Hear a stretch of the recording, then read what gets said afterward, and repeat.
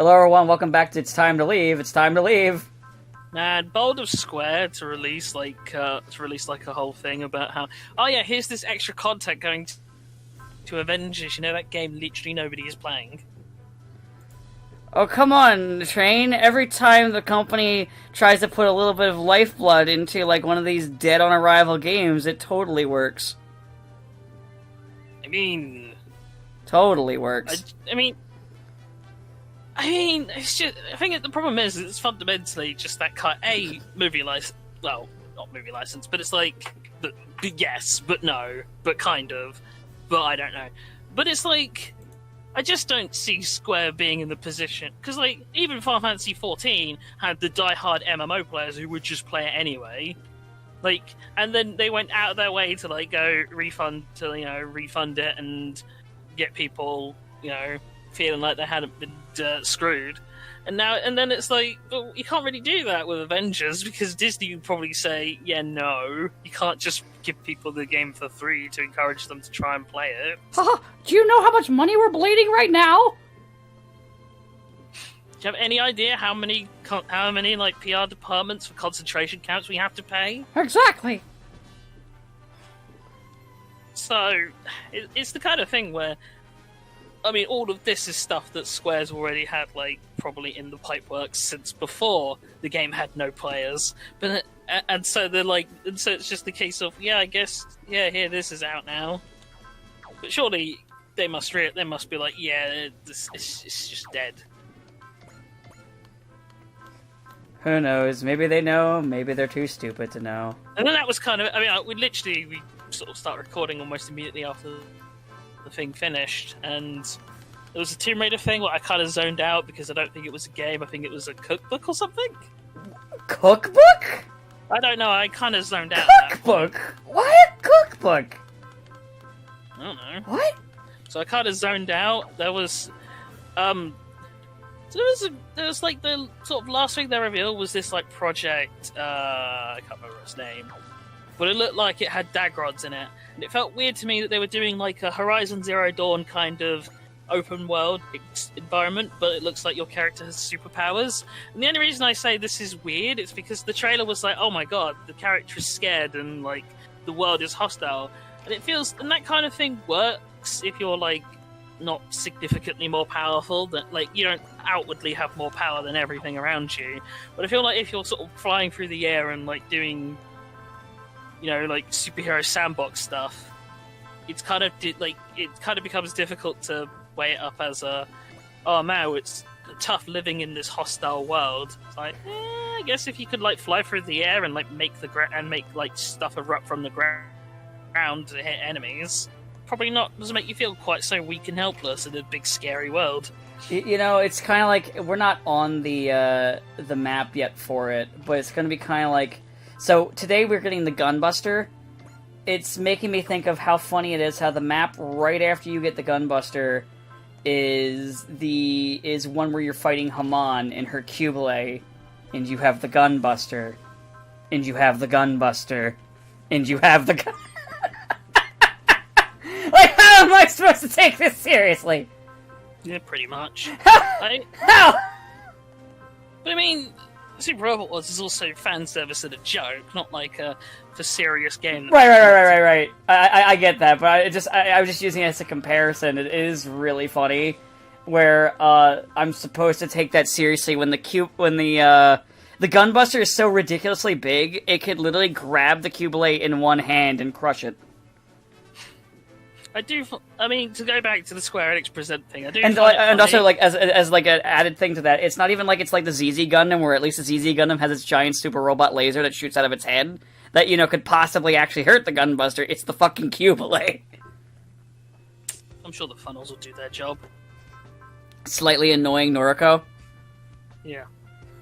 But I do find it kind of funny that, like, so for the new Life is Strange, they're like, oh, the whole series is about... Wait a minute, hold on, I just realized it's even dumber. They don't even matter to fucking Noriko, because literally all she has to do is yell homing laser, and then the funnels in the Cubile are dead. I guess it depends, actually, because I feel like the homing laser's probably built to hit things lots larger than the funnels. I think it's just built to hit everything. We'll see. We'll find out next week. Or 3 weeks. Apart from like, whatever. Apart from, thingy. Well, actually, there was just nothing in the Square Enix presenters. Like there wasn't even anything interesting, like, talking point-wise. It's like, oh, another Life is Strange. Yay, I guess, for people who like that game. Well, didn't. People who have... Okay, Life is Strange is the same... It's similar to... Its writing is similar to the writing of... What's that fucking villain from Far Cry 3? The one that everyone was obsessed over about, like, back when that game came out. What the fuck was his name? Vise... Something like that. The insanity is blah, blah, blah. That era, and because they came from a similar era, was very much the era of I Am 14 and This Is Deep. Because Bioshock is that in spades. Because I've actually been making fun of recently how, like... So Bioshock's like, but, see, choice is an illusion in video games. Okay, are you gonna do anything interesting with it? No, but isn't it interesting? Okay, cool, I already know this. Are you gonna do anything with it? No. I mean, I kind of think it's rather proven of the childishness nature of the childish writing level of Life is Strange when they're like, oh yeah, so you're this girl who's had a tumultuous thing and she's looking for a home in a place called Haven Springs, and it's like, why don't you just call it New Home? It's like, it's really it's just really infantile to just decide that for your big naming convention of this new home, it will be New Haven. Home. It will be Haven. It's about as subtle as in the 101 Dalmatians book, the fact that Cruella de Vil's manor is called Hell Hall. I mean, she's literally called fucking Devil! Yes! Cruel Devil! I will be a cruel devil! Just saying! By the way, I'm not making fun of 101 Dalmatians, it was never meant to pretend it was high art, it was just a stupid kid's book.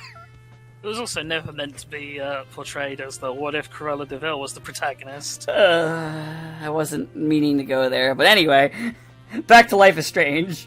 Well, I just find it funny that they do this whole thing of the supernatural element, and I'm like, didn't you never explain that in the first game? And also because kind of here's the thing with the adding supernatural stuff. You can't just have I mean, you can, but you shouldn't just have supernatural stuff that doesn't have some sort of tie-in or explanation in the universe. Obviously the answer is because it's cool, or presumably because they think it's cool. But it's like you still need to have some sort of grounding or rules as to why these kind of things happen, because otherwise stakes don't really matter. Especially if you're talking, compared to say Prince of Persia: The Sands of Time, right? Because that and Life is Strange. I can manipulate. After you're done with that one, I can even bring up Three Houses in relation to this too. Go ahead though, for you first. Well, the main point is that in Prince of Persia: The Sands of Times, the gimmick. You can rewind time to undo your fuck ups. It obviously has gameplay.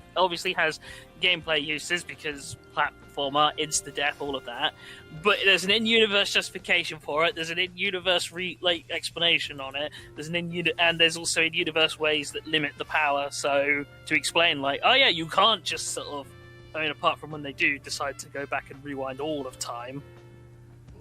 So, Three Houses has a rewind turn mechanic where you can rewind turns. So basically, so this is something you could use. So, if a unit gets killed, you can rewind a turn. You get so many charges of it, and at first you only get you get more as you go throughout the game. You get more charges of it, but the in-universe explanation is pretty much your soul is bound with this dead gods. So she gives you the ability to do this.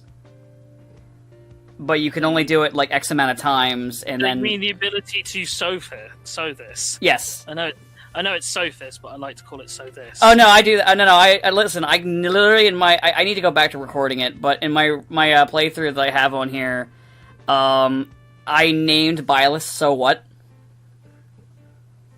So it's so this and so what. So why?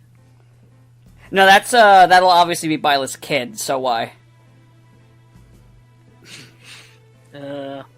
But yeah, apart from like that, there wasn't a whole. It was really thoroughly uninteresting. I wasn't expecting a remake too, obviously. I will say real quick too. Unlike Prince of Persia, they never break the rule of this ability. Well, In fact, actually, they tried using it in the cutscene once, and it still didn't work. Prince of Persia at least has like setup for why it breaks, because the whole thing is it's like you stick the dagger in the hourglass, and the hourglass is what actually has all the power. So it's not as it's the thing where it's like half technically breaks the rules, but also not, because it's established. It's like pretty much established early on of, hey Prince, you know how your dagger can control time? What if you stab it? What if you stab it into the hourglass? That will let you rewind even more time. So like Man, I miss Prince of Persia. Can we bring that? Where's that game getting a HD remaster or a remake? So like to kind of give you an idea of like how you know how like when you play something where there's that mechanic where the character can rewind time, even if there is limits, you're just like, why didn't they just rewind time there when X character was killed? Yeah. They actually tried doing that with when one character is killed, he or she tries to right away rewind time and be like, all right, well I know it's going to happen, and then prevent it, but it doesn't work because they just get killed by another guy like immediately in that same scene. I mean, they're also aware of your abilities, the group that you fight in that. So, I mean, once again, Prince of Persia, they have it so the one actual character death, at least in the first game, that matters. It happens at the point when Prince doesn't have the dagger, so he can't rewind time to save her. Well, except when he uses the Grand Rewind. Yeah, you don't get to revive this person; they just stay dead. I mean, to be fair, that character didn't get to appear in Prince of Persia 2, so they might as well have died. Then again, she came back in 3. Man, I seriously do miss that trilogy. Why did Ubisoft have to make another fucking sandbox game when they could just make Prince of Persia or just re-release the good games? They don't like doing that. They'll only re-release them if they can make them worse. Like how they keep threatening us with the really shitty Beyond Good and Evil second game. I'm pretty sure that's dead now. Oh, I'm pretty sure it is too. But no, God, now that Michelle Ansell's gone, like they're not going to be doing. Oh yeah, I am pretty sure it's gone. I'm still never going to let them live down that fucking trailer. I mean, I feel like in the grand scheme of shitty things Ubisoft has done and shitty games Ubisoft has released, that's kind of low down at this point.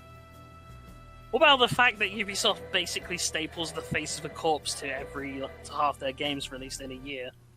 What? Tom Clancy. Oh, I mean, yeah, they've been doing that for decades. No, but I mean, he's actually a fucking corpse. I mean, you just question how many more fucking things could this corpse work on? Listen, necromancers are powerful wizards. Well, we shouldn't joke. Digital necromancy basically exists at this point. Yeah, it does exist now. So Disney is so happy because now they can go back and do it the terrible way they wanted to with the original Star Wars sequel trilogy. I don't know, man. I don't know how much. Oh right, the Snyder Cut came out today. Oh yeah, the Snyder Cut's out. What I love... Oh, hold on. My favorite thing I saw from it was someone took a screenshot where it tells you the resolution that they shot a thing in, and it says, like, underneath it, shot in this ratio to preserve Zack Snyder's artistic vision. Which time? Because he changed his... Like, I'm pretty sure in interviews he announced, like, 6 different ratios that he was filming in. I don't know which one. I just know it happens in that movie. I don't know which time, though. I just saw the screenshot and laughed. So there were multiple times he quoted that he filmed in X ratio, Y ratio for whatever reason. And that's fair enough, except that all the times it kind of changed, or there was just basically or it was incredibly obvious it wasn't filmed in that ratio. And it's like, but I've not seen it, and I'll be honest, I've not even seen anyone actually talk about it yet. The one thing I do know is, you know, in that fucking trailer where they reveal, oh, by the way, Joker cameos in this movie, right? Yeah. He says the George Costanza line. Yes. Apparently, that's not even in the movie. Oh, it's not in the Snyder Cut?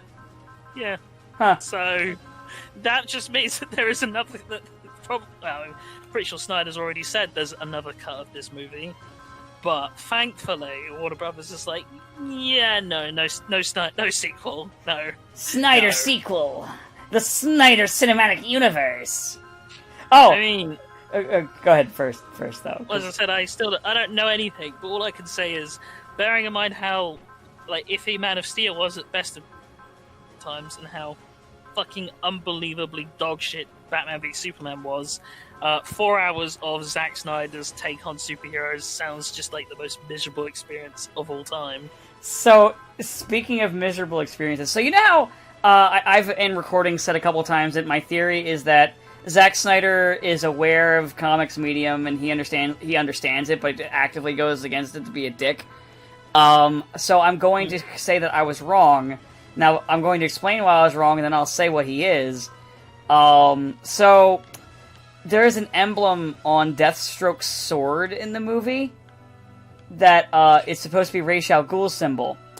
That symbol is not an official, DC Comics symbol or anything like that. It was used in a Ra's al Ghul fanfiction, and he just Googled Ra's al Ghul logo, found it online, and took it. So, in other words, that's stolen fanfiction in it. Well, fan art, I should say. Sounds about right. So yeah, my theory now is, you remember when we said before that Hollywood will often take a property, like a video game or something like that, look at it and go, we're Hollywood, we can do better. Yes. That's Snyder. Yes. That's Snyder distilled. I didn't think that was. I mean, yeah. I didn't think that. I thought that was pretty obvious. Well, Snyder's whole shtick is So no, because remember I said do this better than you guys. Because I remember I said I think he knows it. He just is actively just being a bitch. I think he doesn't know, but he also is I can do better. Yeah. And he's really pretentious about it. It's really fucking funny.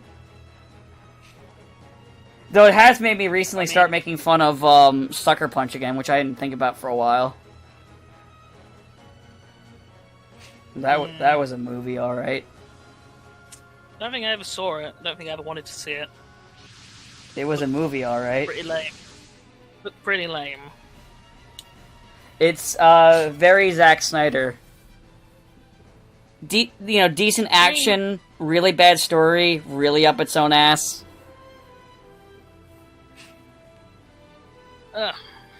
But oh well, I'm sure people. I hope that everyone who was desperate for the Snyder Cut got exactly what they deserved. So listen, the Snyder cult, of course. Take that however you want it to be taken. Listen, Snyder has a cult following. They will love whatever he shits out and hands to them. They're just people who are mad desperate to. So it's the thing where people sort of decided. I think of it like this: people who were, for one reason or another, either against Marvel or just really wanted DC to, not shit the bed on this, and so they kind of deluded themselves into the whole, Zack Snyder's this genius auteur, and it's like he's something with half of the term auteurin. But yeah, go on, make. Nope, I'm not touching that. Nope. Nope. It's fine. So, but the main reason but what I'm kind of driving at is I think a lot of people just kind of gravitated to the idea that, DC can pull their finger out and do it, and it'll be more serious and grander than Marvel, and the reality is DC fumbled mega hard on this, again, to the hilarious degree. I feel like part of the whole reason for the release the Snyder Cut thing was people sort of last ditch hope that this wouldn't be a colossal failure, and I don't know. Once again, I've not seen anything about the movie or watched the movie, and I never will watch the movie. But I don't think it will be anything more than a colossal failure. It's I don't know. I have no earthly idea. At the end of the day, DC's Warner Brothers are not pushing ahead with a sequel to the Snyder Cut. They've already said no. I mean, aside from the fact that movies are still kind of just dead in general at the moment, anyway. I do love, though, how Snyder constantly... Or, no, DC, though, I think a good summary of DC when it comes to their movies and just how incompetent they are is honestly the 2 Wonder Woman movies. Think about it. They accidentally made a good movie, and then immediately... they didn't even wait a 3rd movie before they fucked it up.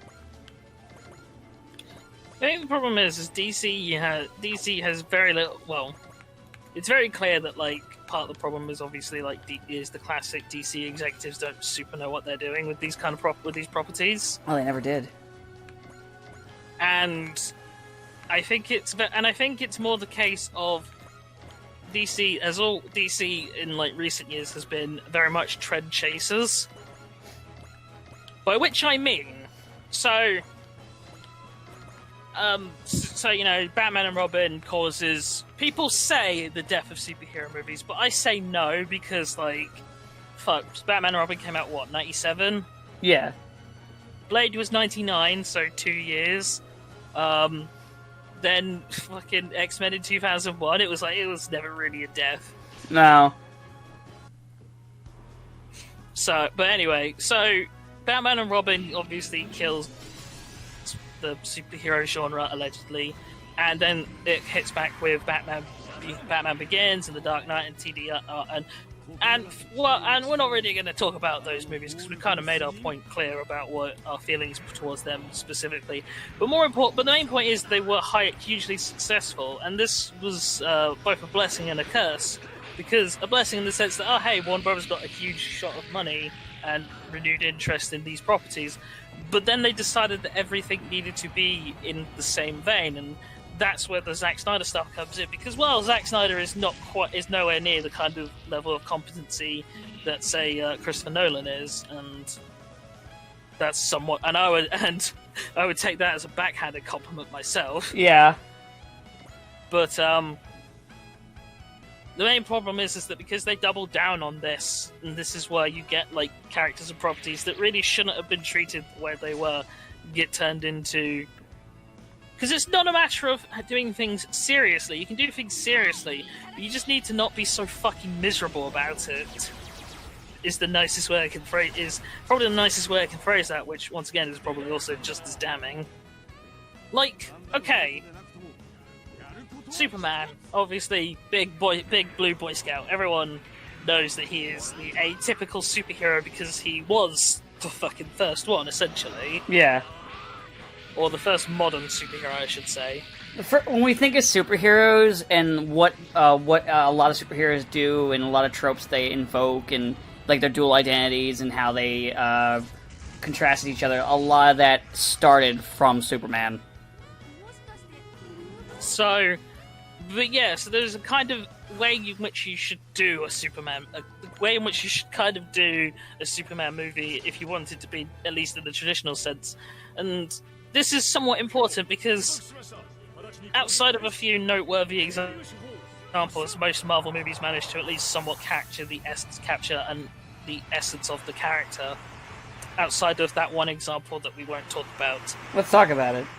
I'm kidding, it's Spider-Man. Anyway, let's go on. But, whereas DC, it's like, Man of Steel doesn't get what makes Superman Superman, and part of this is because, by his own admission, Zack Snyder doesn't really like Superman. He says he does, but... No, he does sometimes not. He says he does, but no, he clearly doesn't. By the way, what is DC's... that's another thing, I don't get DC's obsession with repeatedly giving... Like, ever since the New 52, repeatedly giving people that do not like Superman the reins to Superman? Because they think what it will do is it will give a perspective, a fresh perspective on the character that will attract these people who are detractors to Superman. Except for all it does is piss off people that are fans and make people that don't like Superman still not like Superman. Well, the main problem is that a lot of people who don't like Superman haven't read Superman. Oh, I know that. We've talked about that before. They don't like it's not that they do, it's that they don't like the concept of the character fundamentally, so they don't give... Because... I mean, they can list a bunch of Superman stories that are definitely worth checking out. Yeah, but it's just more that the idea, because like you'll tell them about it and be like, yeah, but he could just blink and destroy everything. It's like, that's yes, you write a poor story around him. Yes. So the reason why people they go to people who are first and foremost like they say, "Oh, I'm fans of Batman," or blah blah blah, and I don't like Superman, and then they think, "Okay, well they'll provide a fresh new take on it," and they frequently don't.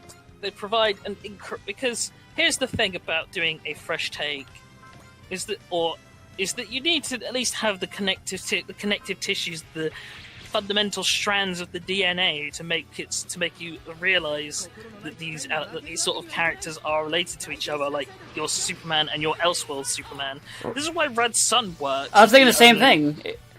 Because at the end of the day, Superman in that does horrible things, but it's not just he's just evil because it's a long series of events that lead up into his ultimate downfall in that. And not just has a bad day and then kills the Joker and then decides, I'm going to become a fascist. And it's even that, like, all of the things he does are still the twinge of, well, you can kind of see why he thinks this way or why he's come to think this way. It's still... So it's that you need that connective tissue, that DNA, that essence of what makes these characters fundamentally these characters in order to, so that people can... Because you can take anyone and give anyone, like, Superman's power set and say, oh, I guess it's else... Like, it's like... It's like, okay, take Batman, for instance. It's like... Imagine if you tried to play... Imagine... actually, I've kind of lost my train of thought on that. It's just the idea that you take sort of like effectively completely different characters who share nothing except a power set and then try and pass them off as the same person. It's like, well, they're clearly not the same person. Like Supergirl and Superman are not the same person, for example. Exactly. And so when you're trying to say, but this is Superman if he had one bad day and it made him evil, and it's like, but that's so far disconnected from the character you're trying to portray him as. I just mentioned Supergirl. I could honestly believe Supergirl going crazy like that before I could believe Clark. Like from a really, really awful day. If I was to be realistic, but even then, I can't even really see Supergirl do it. It's just comparatively, I could more believe her than him. So it's, as I said, it's the sort of fundamental it's this kind of idea of, as I said, people kind of, like you said, people who don't like Superman being handed the reins because DC or Warner Brothers or whoever are under the assumption that this will provide the version of the character that will become popular or bring over those naysayers. And it's like, that's not how you do it. How you really do it is you just keep providing quality content. And you grow a fan base from that. It's like when you're trying to... I mean, we've said before, when you're chasing outrage, it doesn't end well. Like, you'll get people... Yeah, you might get people talking about how your issue... Or how your Spider-Man issue had him sell his marriage to the devil. Do you know what will happen after that, though? No one will buy the fucking books. That's actually... And that's actually a point. One More Day irrevocably damaged Spider-Man comic book sales. And it is still down. Don't forget, Other M also did the same thing to X-Men, too. Yeah. That's why I joke about Dan Slott a lot, because it's funny, but Joe Quesada did, like, some actual real damage that has never been really healed. I don't know. I think if not for the, I think if not for the fact that the damage had already been done, I think Superior Spider-Man would have been just as damaging as. Because, and here's the kind of the thing about One More Day. One More Day is sort of important, not just because obviously it's a thing that pissed a lot of people off, but it's what it tells the audience in particular. It effectively tells the audience that it doesn't matter, that there's no stakes. Nothing matters. Because when there's no longer when the consequences aren't, so it's like obviously the whole point of One More Day was we want to reset Peter Parker so no one knows his identity so that he could be a freewheeling bachelor again. Yeah, it was more for the bachelor thing than anything else. But it's more the point that doing it in the way they did, where Mephisto just kind of comes out of nowhere and is like, "Hey, I want to buy your marriage." Not for anything else. He's not sought out by Spider-Man because they were like, well, Spider-Man wouldn't go out and find Mephisto to sell his marriage to. So it makes it so much better if Mephisto just kind of randomly comes along and being, the kind of character he is, Satan. He doesn't want anything else. He just wants their marriage. So it's the most sort of blatant, we could attempt to justify this kind of hard retcon. And the problem is that when you do that, you effectively, as I said, you tell the audience there's no stakes, because there's no consequences to these actions anymore. It's like, well, yeah, but then magic will just come along and fix it, because we don't need to explain it, which you do, and also it won't even make sense in the greater context of all of that. So why should people stick to a comic book if there's no consequences? Nothing matters. Literally nothing matters. And yes, you can say, oh, but, characters came back all the time and things happen. But it still was never felt...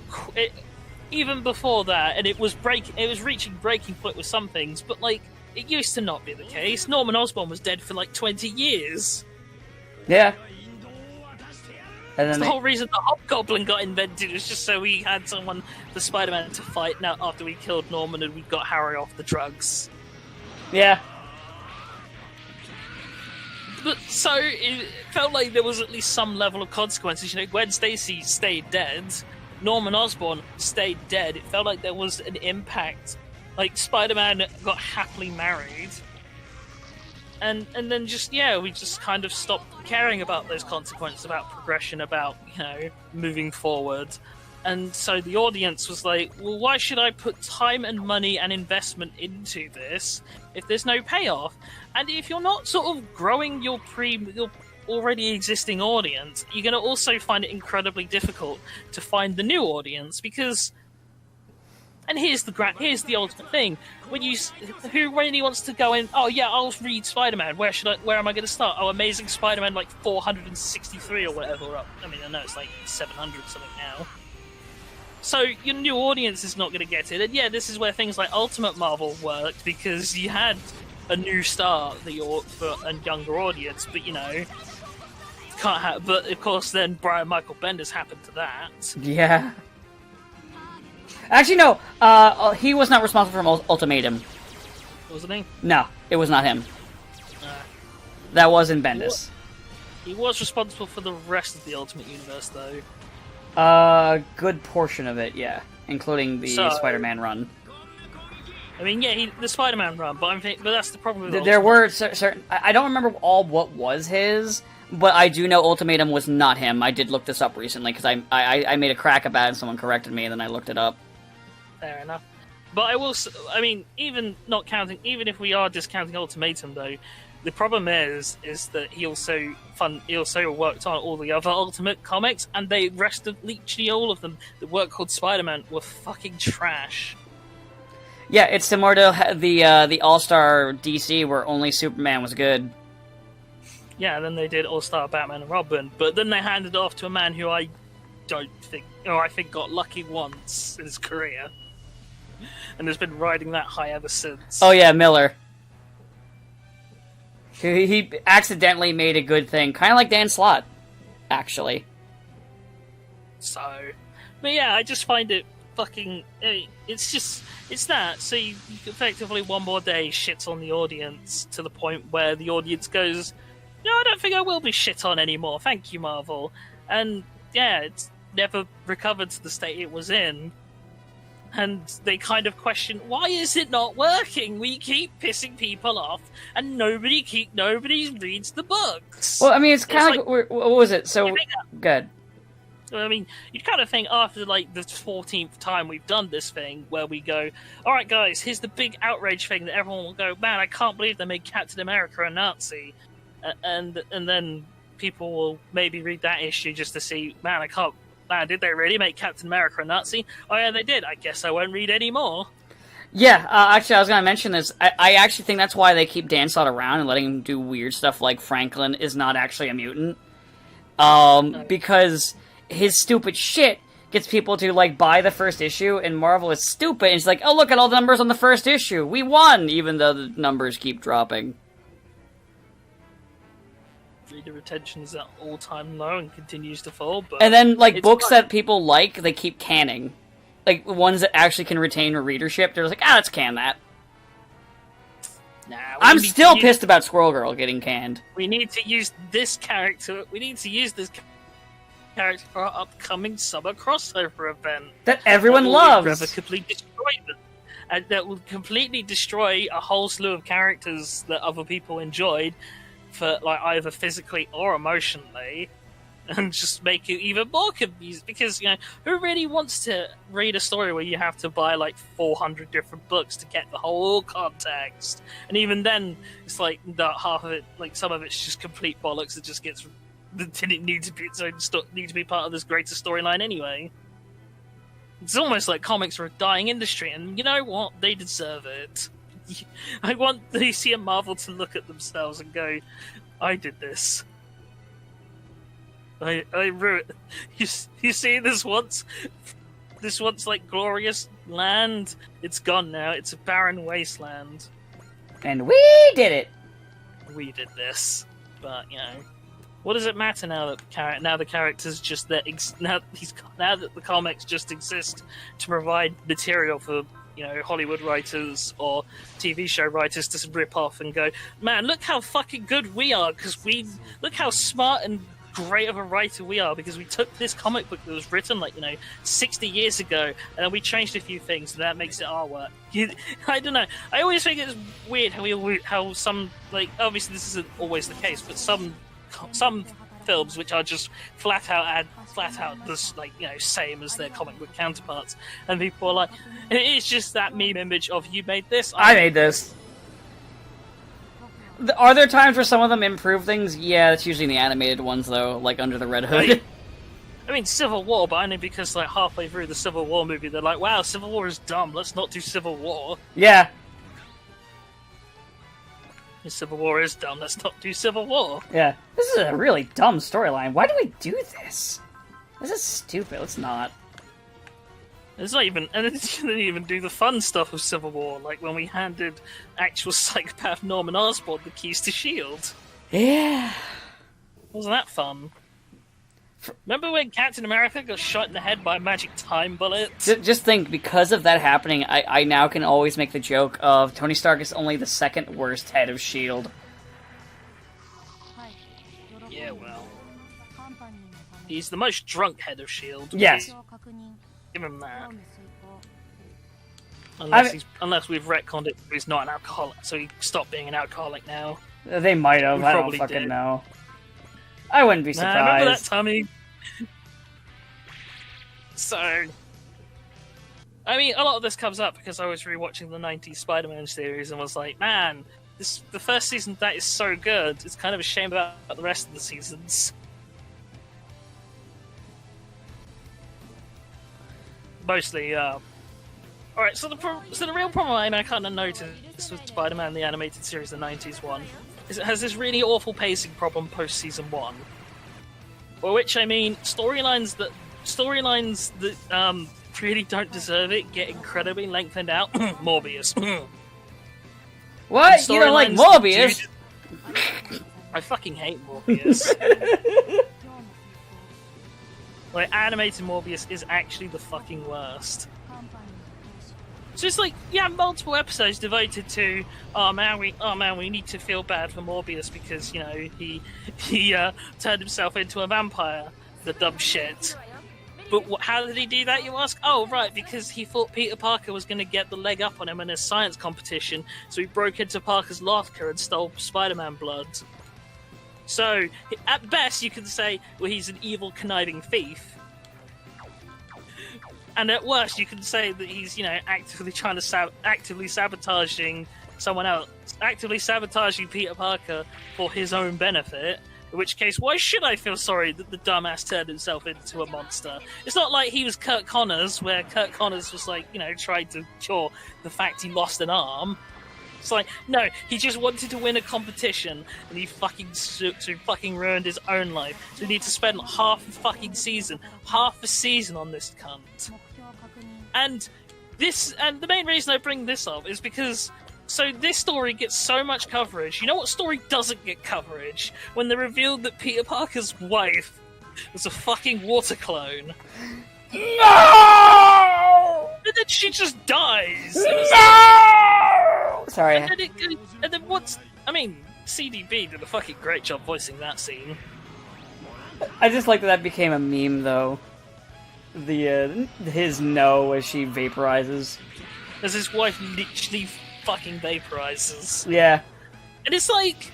So that feels like that should have got a lot more play and build up and stuff happened to it than literally the 2 episodes where it's like, oh, by the way, she's a water clone, I guess, because we really fucked up that whole, like, MJ's, like, Death of Gwen Stacy tribute we did, and we didn't know how to resolve it. It's fine. We'll give Dr. Morbius some episodes.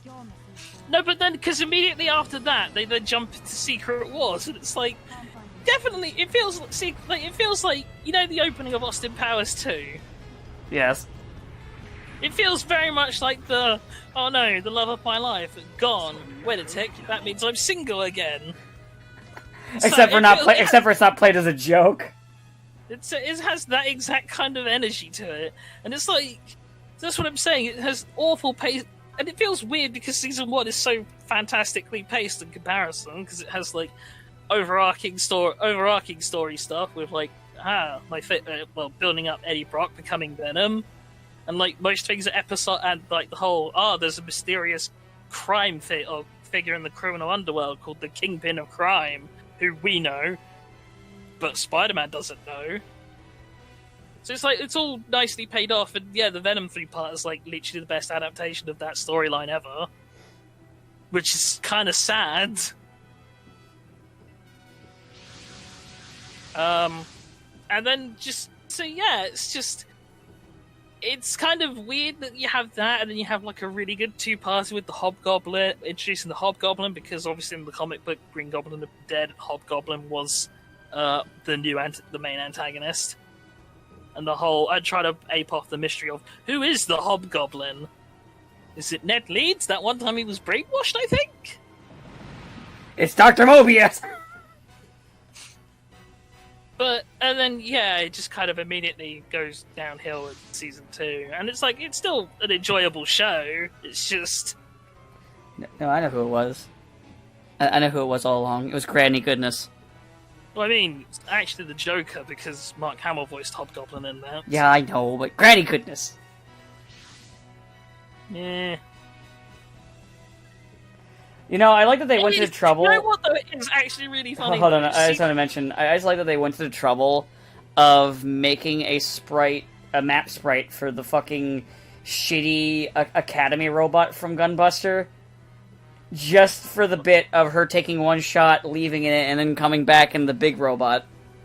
Well, also because they would have basically no other units for Gunbuster. Well, no, they have the Sizzler here, but this wasn't the Sizzler I'm talking about. This is the other thing where it's not even a unit, it's just a map, as a map sprite, and that's it. Oh, that, yeah.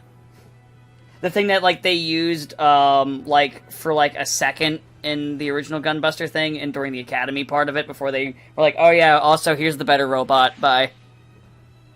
And the Sizzler is technically supposed to be, like, a mass-produced version, or, like, a second generation of what the Gunbuster is, but of course it's, like, ridiculously smaller and doesn't really get to do anything. But what is kind of interesting about that animated Secret Wars thing is it's weirdly a Metal Gear Solid reunion. Well, because David Hayter plays Captain America in that show. You're right. He does. Obviously, fuck, what's her name? Naomi. Or Naomi's VA. Most famous, like, female VA. Shit. Jennifer Hale. Jennifer Hale's Black Cat, and she was Naomi. Fucking Reed Richards is voiced by Liquid. Liquid! And Johnny Storm's Raiden. Liquid! Liquid! I'm not even going to do, like, actual Liquid memes, and I'm not even going to talk to you.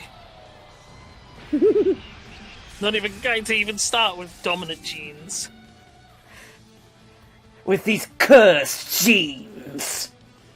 Maybe you should have worn slacks, is what I'm saying. They were on sale at the Gap, Snake!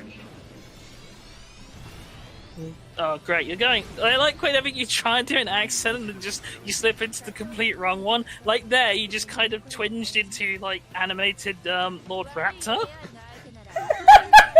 People, get ready! I mean, that's just now you've just gone to Goldar. The wide world of Raptor!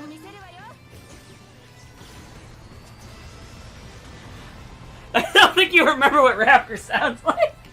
Oh, I remember what Raptor sounds like. He sounds like Scott McNeil. When you're thinking, man, it's Scott McNeil, you're doing a dodgy Australian accent. It's like, oh no, he just has a dodgy Australian accent. My name is Raptor, and Shelby's is my game. Remember when Capcom made other fighting games? They don't. I Hey, remember when Capcom made good fighting games? believe it was called Ultimate Marvel vs. Capcom 3. Yeah, that was the last one. God, that really was the last good Capcom fighting game, wasn't it? Yeah! Fucking depressing, isn't it?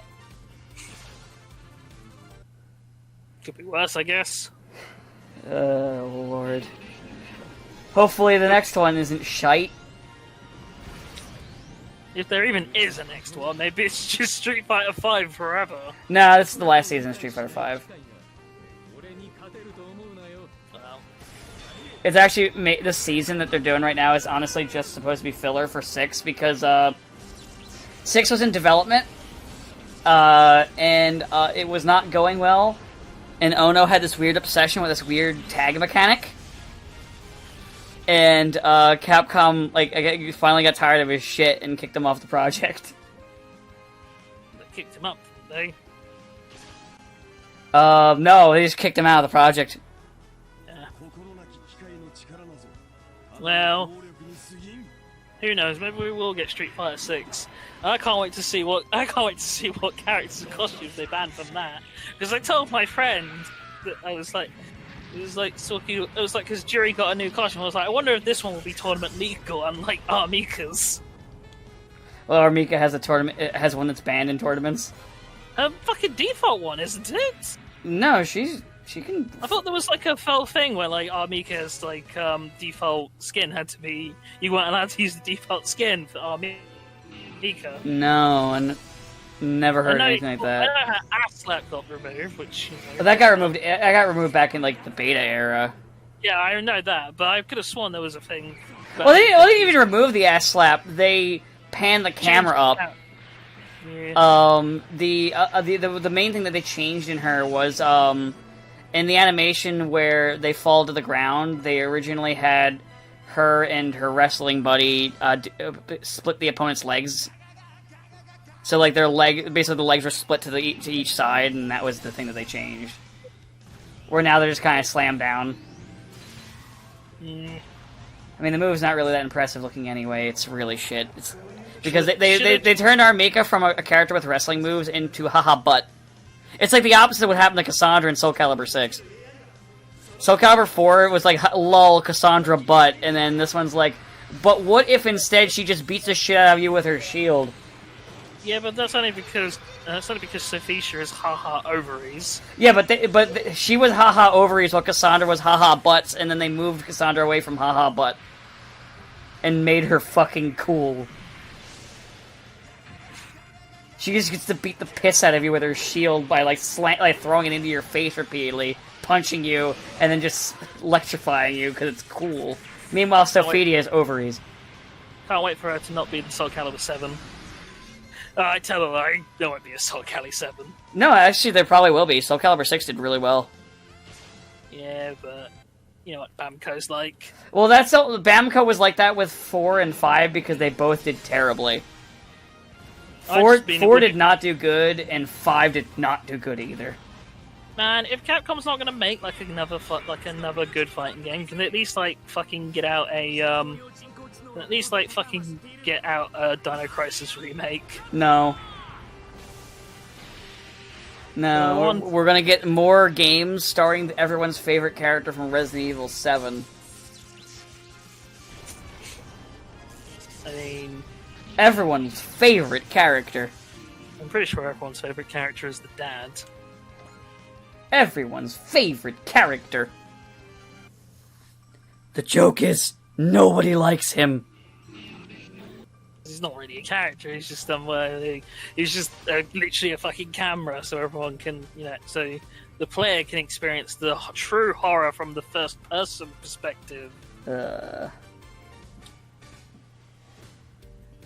mean, look, man, look. No one's gonna go into RE8 wanting horror. Everyone's gonna go into RE8 going, but giant woman though. Haha, giant vampire lady.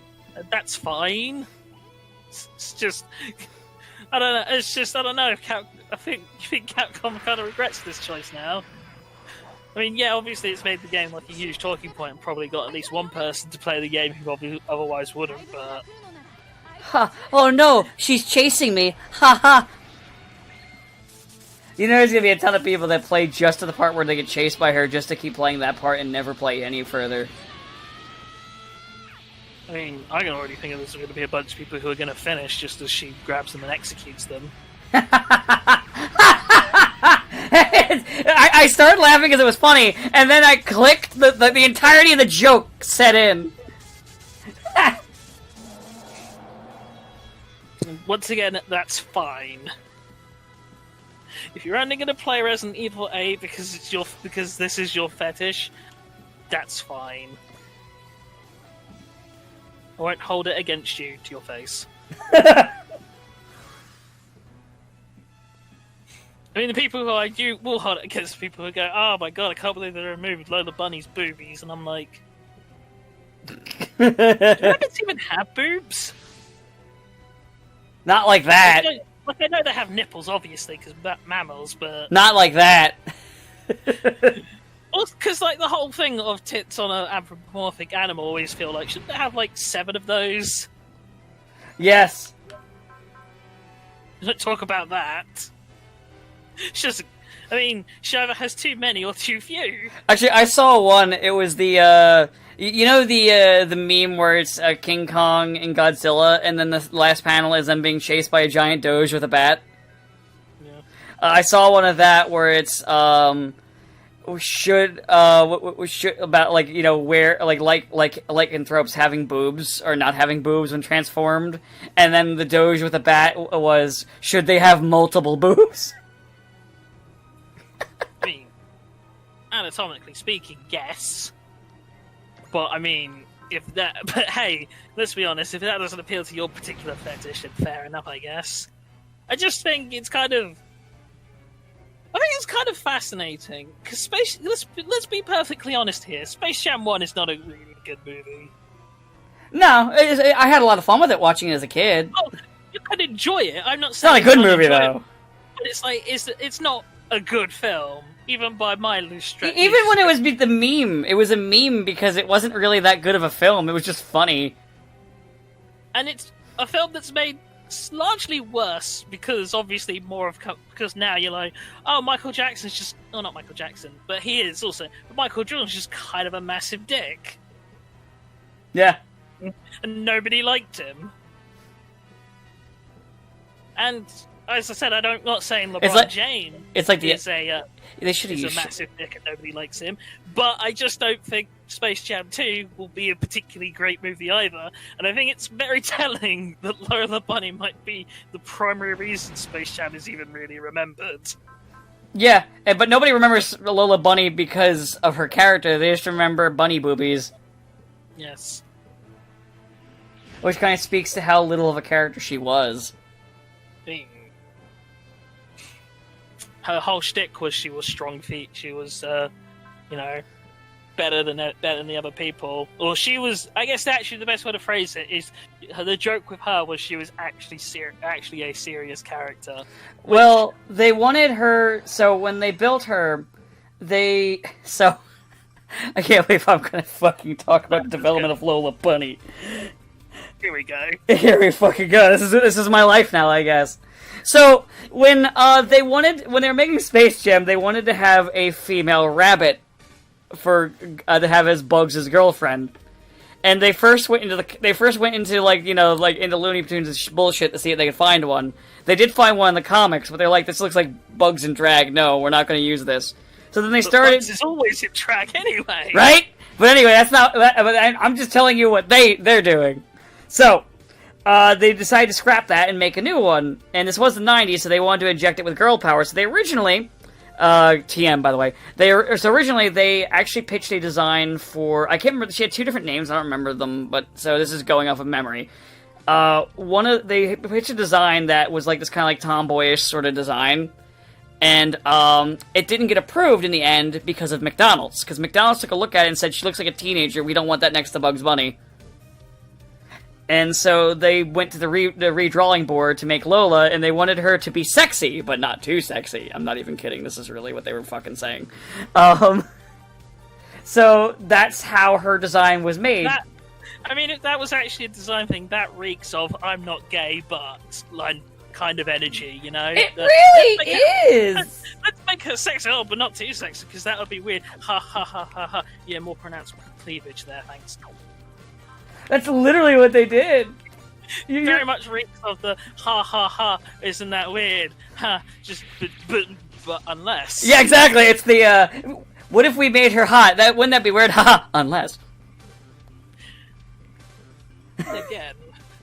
So, I mean, as I said, I enjoyed Space Jam when I watched it last, which was probably about like I want to say like 15 years ago, maybe. Probably, at this point. Probably longer than that. I'm pretty sure I wasn't even a teenager the last time I saw it. So, I'm not expecting Space Jam 2 to be worth anything talking about, which feels odd since we've been talking about it. Well, no, we've been talking about the one thing that that most people would say is worth talking about. Yeah, because honestly, it kind of is. Because hell, it's not even worth talking about the whole Pepe Le Pew stupid shit. Yeah. Which also, the only thing I'm going to say about Pepe Le Pew and people pretending to actually give a shit is, 4 months ago, nobody would have said Pepe Le Pew was their favorite. Nobody fucking cares about Pepe Le Pew. Nobody likes Pepe Le Pew. Did we even talk about that last week? I don't think we did, because we were playing Smash, and we just kind of like briefly like mentioned things occasionally, like the Ninja Turtles game and such. Which I don't know. I don't know. I always found we might have like briefly mentioned it, but I don't really remember. I vaguely remember saying that like. I think we talked about it after the recording more, but I think during the recording we didn't talk as much because we were too busy beating the shit out of each other. I could be wrong. You'll have to check the footage, but I'm not doing it. I'm recording right now. I can't. But, yeah. I mean, I think it's very telling that people aren't talking about Space Jam, apart from saying, no, but where's her bunny boobies, though? Yeah, come on. They should be more offended by something else. Danny DeVito's not voicing a little fat alien in this one. What's even the fucking point? Exactly! Danny DeVito should have voiced Detective Pikachu, I'm just saying. It's unfortunate he didn't know what Detective Pikachu was and decided to not do it. That would have made it fun. Oh, fuck off, as if Ralph Fiennes knows what Mewtwo is. Yeah, I'm just saying why Danny DeVito didn't do it, because he apparently was offered and said no. Because he didn't even know what a Pikachu was. Should have done it anyway. Exactly! It would have been better! It would have been better without him knowing what it is! I don't think he knew what Arnold Schwarzenegger was. He still played his twin. It's true. What's an Arnold Schwarzenegger? That's some kind of German sausage. Close, Austrian. You mean Australian? Yes.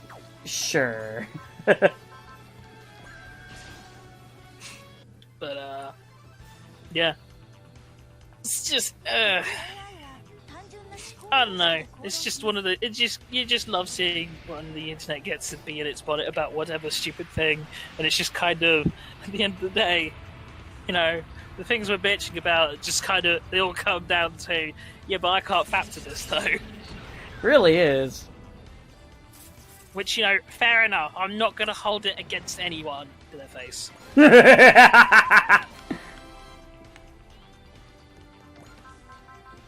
So. God. Hey. Man, I'm sorry. I'm just kind of like because I'm fucking around with the ZZ Gundam. I just keep thinking about how fucking cool the ZZ Gundam is. You are literally the meme image of War and Peace. Haha, cool robot though. Hey, listen. I don't know. I'm the one who gets a Gundam fully. It's all. All right, I think Evangelion ended, or the new movie came, or the final movie came out. Oh, it actually came out. Apparently, well, Sabo was talking about it, and he said that apparently neither Rei nor Asuka win, but Mari does. Mari. Yeah, the other. No, I know who she is. I'm just like, wait, the nerd. Yeah, she wins. Apparently. I mean, I remember being okay with her, so I guess sure, whatever. Which does definitely reek of Arno being like, you know what, fuck this, fuck you, fuck all of you, I'm done. You know what? I respect that. Yeah. I respect that. I respect the hustle. Him being like, oh, Ray or Asuka, huh? Neither. What if none, huh? No, eventually this, Ray or Asuka, huh? How about neither? Introduce his boyfriend. The boyfriend, yeah! Oh, okay, cool, okay, fuck you, Mori. Fuck you, I'm leaving! So Evangelion is over until it's not over again. Until they drag him back. Like the last 3 times it was over. I can't wait for the next Evangelion production in about 5 years. I know I said it was over, but we've had a talk, and they offered me, and I've been given a lot of money. So it's not over. Oh, I can't wait for them to make the Evangelion Isekai.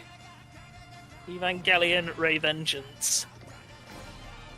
See, I was gonna make the joke saying slice of life, and I forgot that's not the trend anymore. It is now fucking isekai. Everything's a fucking isekai! Why do you think I despise them so much? Because they're all the fucking same! They are. And the problem is that everyone's like, oh, but this one's different. It's like, how is it different? Well, because you see, they're joking about isekais. It's like, so they're doing that whole thing where isekais do the thing where they joke about being in an RPG world. Yes. Right. So it's the same fucking thing! Like, there are isekais I like, but I realize they're all old. Like, old before it became a trend to do isekais. Back before they were all literally just... Hey, Sword Art Online was popular for some bizarre reason. Allegedly popular. Allegedly. Because I've still never met anyone who likes it. I know one person, and it's my brother, and that's it. I thought this was also one of your, like, numerous friends with wrong opinions. No, it's not her, it's not her. It's not her. Out of curiosity, is this person called Samantha? No. Huh. Wait, who's Samantha? Oh, it's the female version of Sam. Oh. No, their name is not Samantha. She does seem to have a lot of wrong opinions. Are you sure it's not just Sam in a wig? No, I'm pretty sure it's not Sam in a wig. I don't believe it. I don't believe you. I think I've only talked to Sam like once, so... Exactly, you don't know.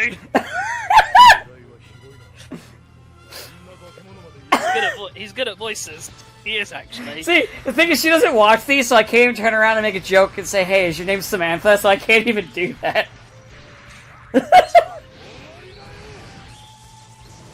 The only thing she saw was, because she's a bit younger, the only thing she saw was I showed her the Poggers clip. Wait, what? Remember the Poggers clip where you're like, I fucking hate Poggers? I mean, I've said that a lot. Yeah, there was the one... I can't remember half the things I say in the day, let alone, like, a month ago This has the energy of, like, the fucking, the Batman Beyond quote where he's just, like, punches this, like, do you have any idea how little that narrows it down? Yeah. Basically, it's like, hey, you hate poggers? Boo-hoo, I hate poggers and I don't cry about it. Oh no, she doesn't hate poggers. She says it, actually. That's why I showed her it. I already hate this person. You know what's funny? I won't lie. When I said that we were going, I posted in the chat that we were recording that we were going to do like Smash, and I said it was with you. if she responded, I was straight up gonna say that you probably don't want to be there. I was gonna tell her that if she offered, I was gonna be like, you don't want to be here, trust me. I'm trying to remember what I even said about people who say poggers. Like, they said they should be shot into put in this fucking the space shuttle that crashed. Oh yeah, because then I responded with that's not very poggers of you, and then you said I hope you become the test pilot for SpaceX. Oh, that was it. Yeah, I hope your next job is the test pilot for SpaceX. Yeah, I showed them that whole thing. Man, Pass Train was a smart guy. Good joke, Pass Train. Because that was not even like originally like an intended conversation piece in the episode or the video. I was recording at the time, and I just thought it was really funny and left that whole thing in. I'm guessing she hasn't decided to become a SpaceX test pilot then. I don't think so. Shame.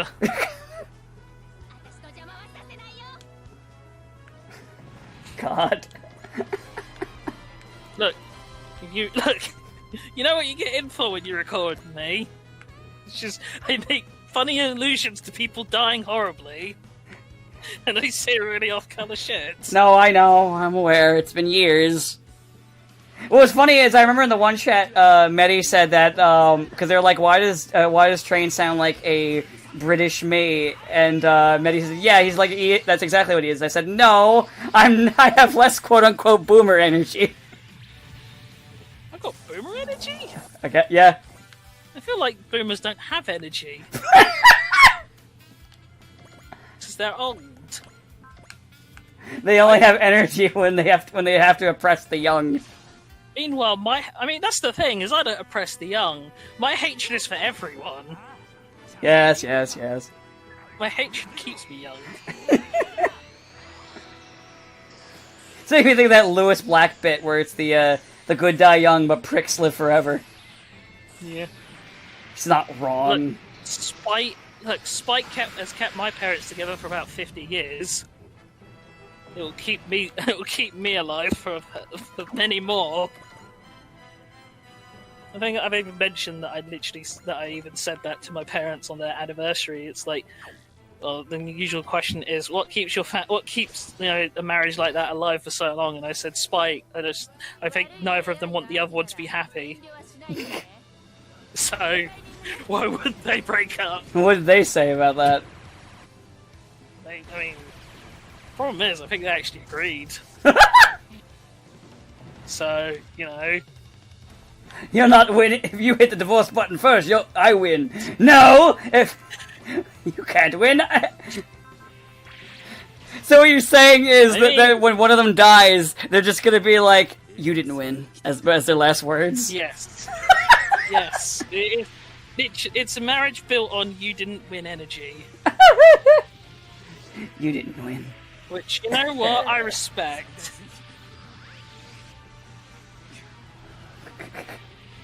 I think as I said, I've always loved I've always loved the attitude of you didn't win.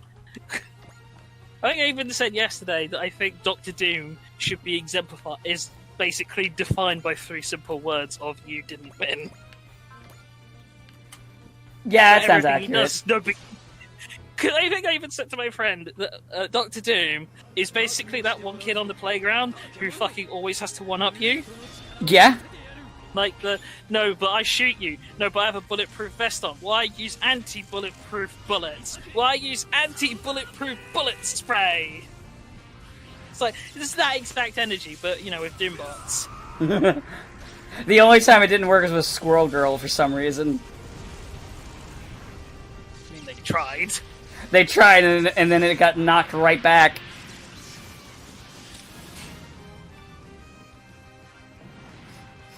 Man. That's just... So does that mean Squirrel Girl's just that bigger kid in the playground that they're just, like, afraid of? No, it's more the fact that Squirrel Girl just has... Squirrel Girl is just that person who every time it's...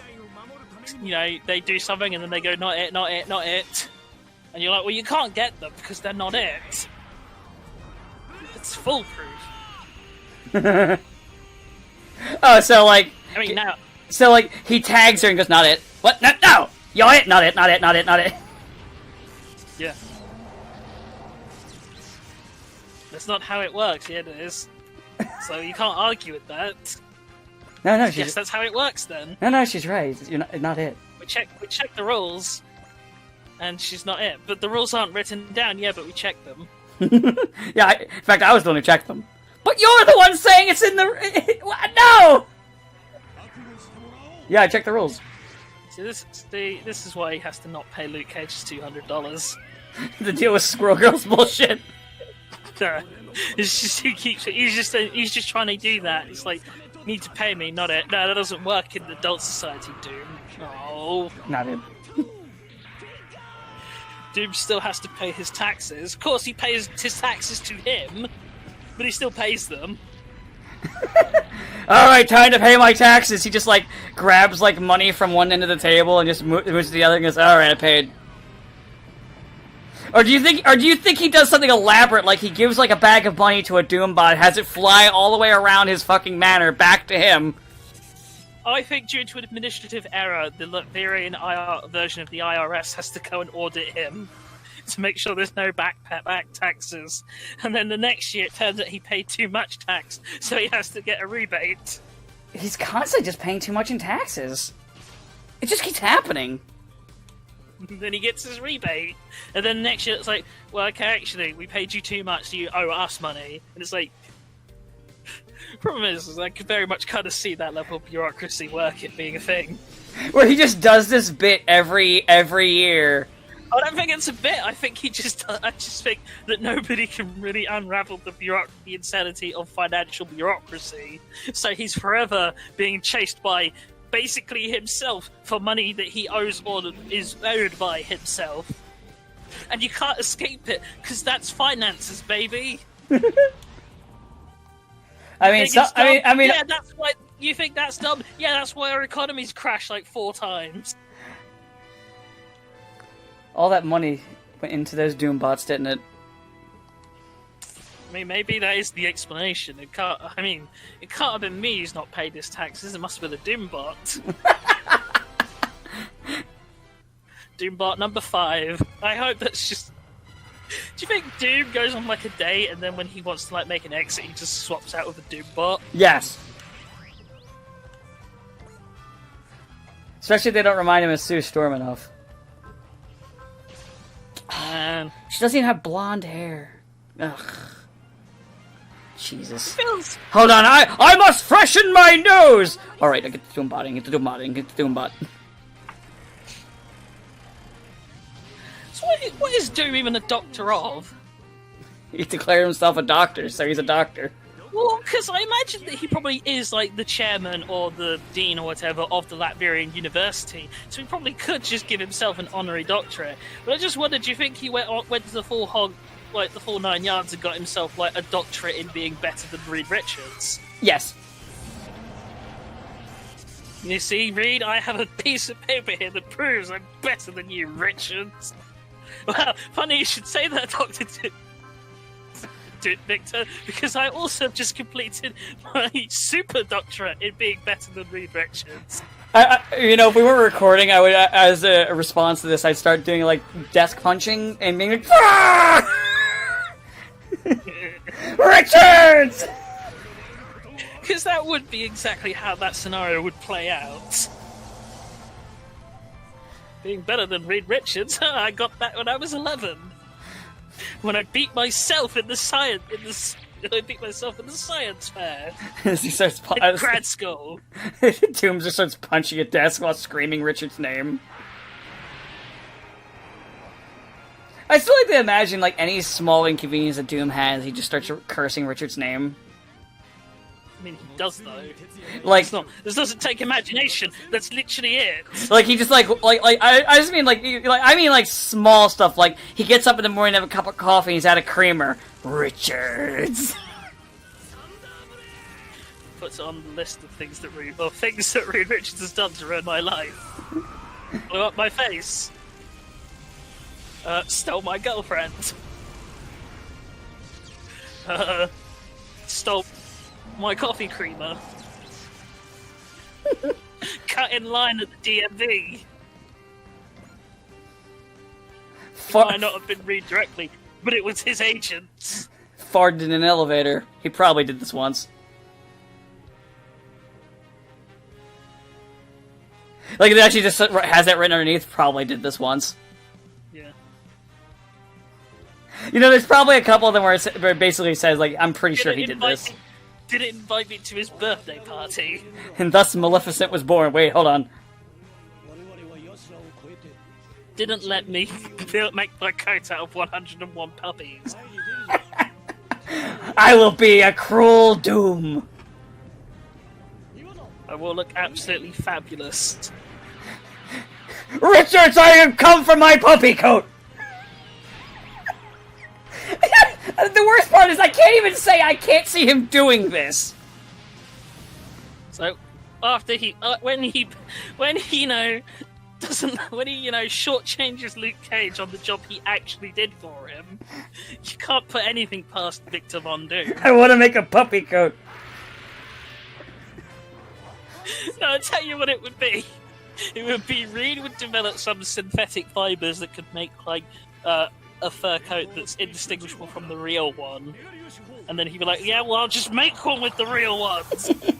Richards!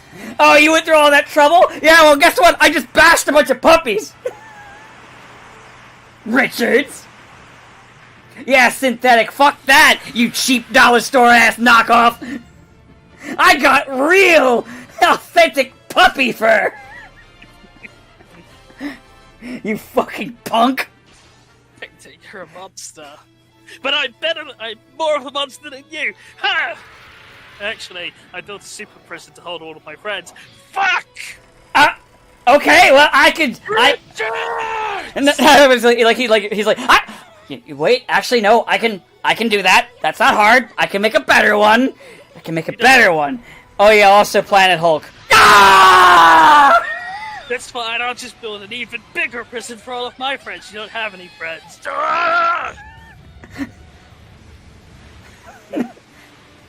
Well, fine! I'll just make a better one for everyone who's not my friend!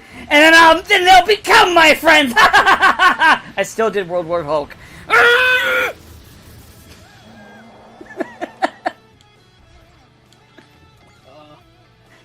Never forget he did World War Hulk. That's his fault. I blame Iron Man more for that than anything. They're both to blame on it. It was both. Here's the thing. They both spearheaded that. Here's the thing, Craig. Reed, despite being such a smart man, is also not like someone who's really like forthcoming with those kind of things. He has no wisdom. It takes an actual kind of like sociopath, like Iron Man, to come up with a plan. Like, hey, let's take our friend, right, and shoot him into space. So, it's that kind of thing. I feel like it was a collaborative idea between the two of them. I just find it funny that not enough people voted against it. Yeah, because, what was it, Professor X and Namor just weren't there. I think they abstained, because, or whatever, and I forget what Black Panther voted.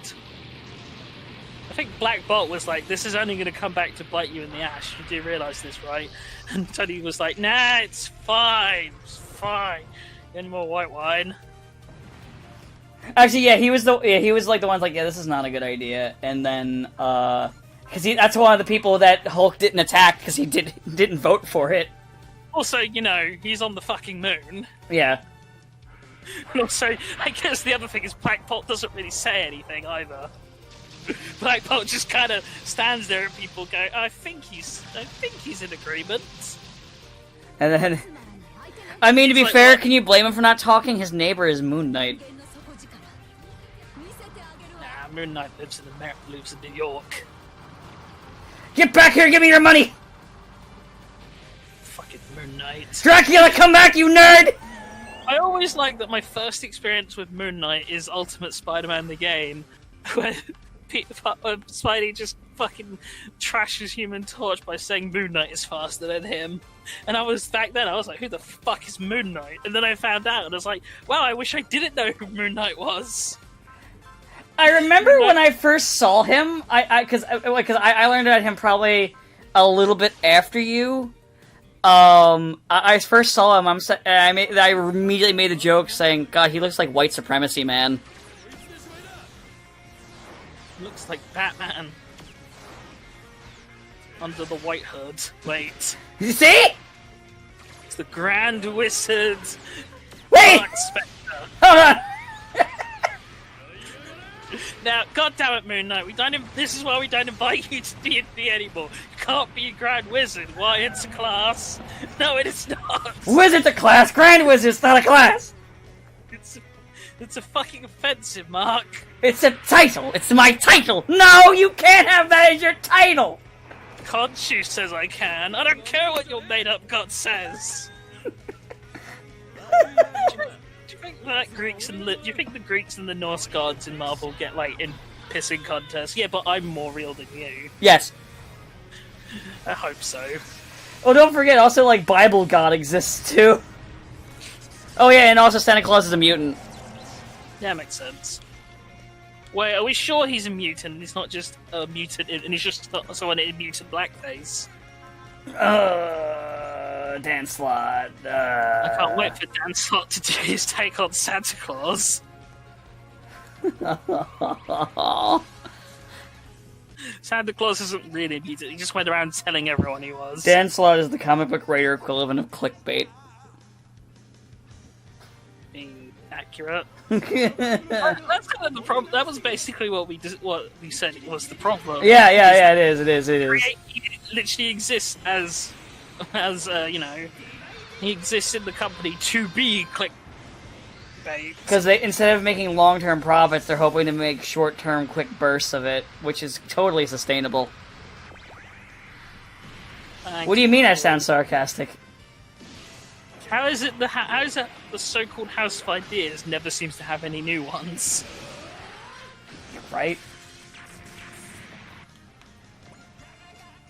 Fucking... I remember the good times. Why are the times so bad?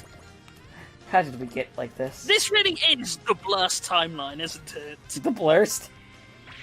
Yeah, it was the best times, it was the Blaster times. God damn it! I'll kill you. I'll kill you. I'll kill you dead!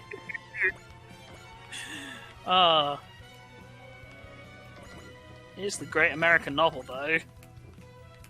You know, Billy and the Clonosaurus! Fuck. I was about to say how, like, I remember when I read The Great Gatsby in fucking high school, I was just bored. I can't believe... What are you... It's just Jurassic Park. It was on the best list for 18 months. What were you thinking? It's such a great moment. Yeah, it's chaos theory. And I think I've said before how I dislike in the movie how Ian Malcolm is right, but for the wrong reasons. Yeah, we've talked about he's that. right, shouldn't be right. You're right, but you're also wrong. You're right in this very specific circumstances, but you couldn't possibly know that. I hate when people are right and they shouldn't be right. Right? Because then it's unfair. It's like, but you're wrong. You're just very unlucky, or I guess unlucky, depending on how you look at this. Well, you see, that's chaos theory in itself. I can feel it. I can feel your... I can feel the anger from that joke. I need to contact Elon Musk for you. Man, those are... Oh no! Don't contact Elon Musk. He'll give me a car and it'll explode. I remember, like, sort of like a day after the SpaceX thing, there was a fake thing going around saying that Hey, you notice there's a lot of that happens a lot with his technology. They explode his cars, everything. It's fine. No, it's... What is progress if not a series of explosions? You know, honestly, I'm just saying Elon Musk is basically a fucking, you know, like one of the, like when you read the lore in Fallout with one of the corporations, it's pretty much Elon Musk. Man. Remember Fallout? Me neither. Rest in peace, Fallout. It died as it lived. Exploded. Someone shot a mini nuke. Yeah. Not again. I'm not strong enough. Bethesda. That's the end of the statement. That's it. Just Bethesda. It's fine. They're not making it. They're never going to make a game again now. They're owned by Microsoft. It's over. It might be, or it might not be. Nah. Remember all those games that Rare have made since they were bought by Microsoft? All three of them. There was a third one? Let's see. There was Banjo-Kazooie, Viva Pinata. Oh, yeah. There was a third one. There was a third Banjo. I forgot about Banjo. Wow. I mean, to be fair, most people forgot about Banjo. Most people that ask for Banjo and Smash are just asking for him because their favorite YouTuber is asking for him. They never actually played Banjo-Kazooie or know who Banjo-Kazooie is. Like, I made a quip about that. I was like, yeah, the, like, Geno and Banjo and, like, K. Rool, like, the three biggest ones for years. I know two of those are in, but, like, half the people asking for them at this point don't even know who they are. Yeah, well, I wouldn't have asked for K-Roll, but having played K-Roll, Like, I would ask for K-Roll. I'm gonna say this, like, in terms of the player base of Smash, I think more people know, like, I'll say this, unironically, actually know who Pyra and Mithra are, versus who actually know who Geno is. I don't mean, like, they saw him in a Flash animation that one time. I mean, played the game he's in and know who he is. And I'm just here like, man, when will they add Reen? Well, I mean, if any character from that a company's getting in, it'd be Reen, because it is Trials of Reen. It is Reen. It's Trials of Reen. You know, Cold Steel is actually on Switch, so it would make sense. Oh yeah, I didn't mention it, because I don't think I mentioned it. Cold Steel's getting an anime next year. I'm not surprised, considering how popular it is. I am, but only because they said it's 25 episodes, and I was like, I didn't think you did those anymore. I know, didn't, like, part of Skies get one? It got an OVA, but, what's the best way I can phrase it? It made Joshua into worse Reen. Because it took like is effectively a big cool moment for Zin, the vaguely Chinese character, to come in and fight his arch rival, and it turned into no, but Joshua does it though, because Joshua is strongest and bravest. I'm so tired. I am so tired. You two will bow before Kingu. I am so tired. Oh. Do you know what Kingu's weakness is, Dan? Nothing. It's that he's too perfect, and thus he will never know what failure is like. I am tired. Dead. Fucking serious. I am so tired. I could sleep for 30,000 years right now. After 10,000 years, you'll be free. Now to conquer Earth. Why not, right? Fuck it, might as well. Something to do. I mean, I got up. Could you imagine waking up on the moon after 10,000 years, and it's like, well, what's it going to do? Conquer itself? Yeah, kind of, actually. I mean, you wake up on the moon 10,000 years later. I mean, you might as well conquer Earth, because the only thing on the moon other than you is Moon Knight, and God, you don't want to... It's Moon Knight. No, Boss Rabbit is also on the moon. That's true. Except after we blew it up, of course, then he's just hurtling through space. Do you think Boss Rabbit and cars pass each other? Yeah, every now and then. It's kind of like in, you know, those Looney Tunes bits with the wolf and the sheepdog, where it's like, "Hello, Sam. Hello, Al." I like to think that cars is just ours. It's just me stuck with my thoughts for all eternity. I hope I don't go insane. And then he just sees like Boss Rabbit float past and goes, "Oh, that didn't last. That didn't take long." I can imagine this Boss Rabbit floating by too. It's just, all he hears is "Nyeh." Well, I'm crazy. Oh, well. So this is what being insane is like. Not much different from what it was before. Oh god. Was I always crazy? Only now do I realize the folly of my existence. No! That's fine, it could be worse. It could be Jonathan. A kid, I like Jonathan, but I always have to be reminded of that time Sam was like, yeah, Jonathan Joestar is my favourite Joestar, and I was like, incorrect! No, you are wrong. I do know of at least one person that says that that's their favorite. Who? You don't know them. Name and shame, Dan. I know. Shame! No.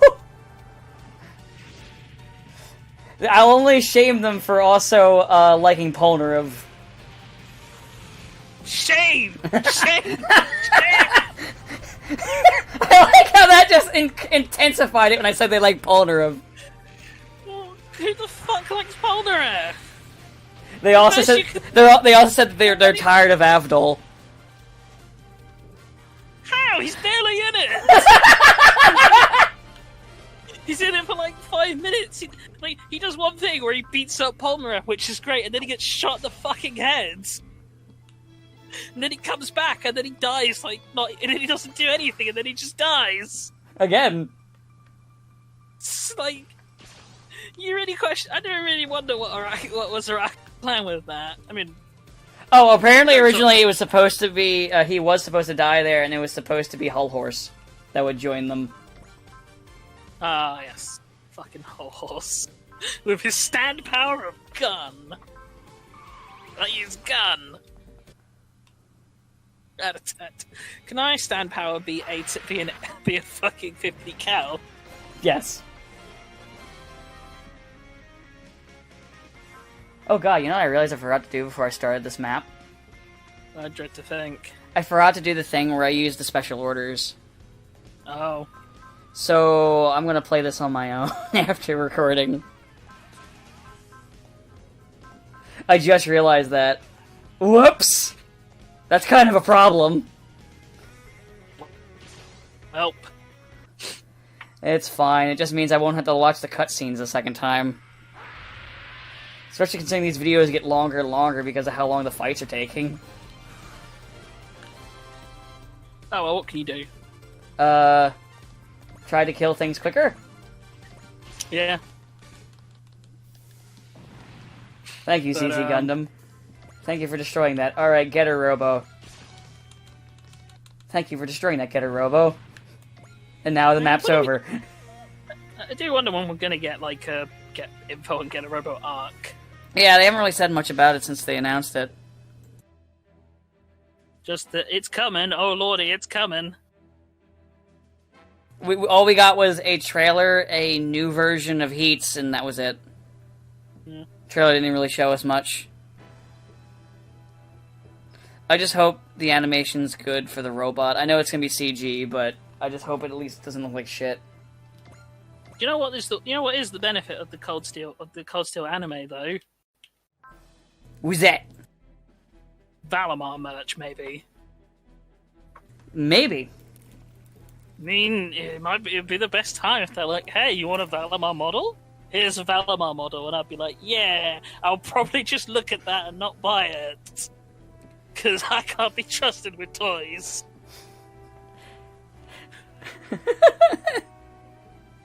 So I just have them mount each other. That sounds sexier than it really is. He just has Optimus Prime riding Grimlock. G1 Grimlock. It's G1 Grimlock, so it's instantly improved on Transformers 4. Because the designs don't make my eyes bleed. Me, Grimlock! Grimlock feels strange stirrings down there. What tingle in pants? Wait, me Grimlock no wear pants. Wait, me Grimlock naked!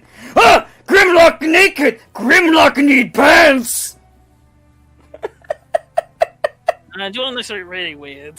What? Skyfire and Grimlock share a voice actor. How weird.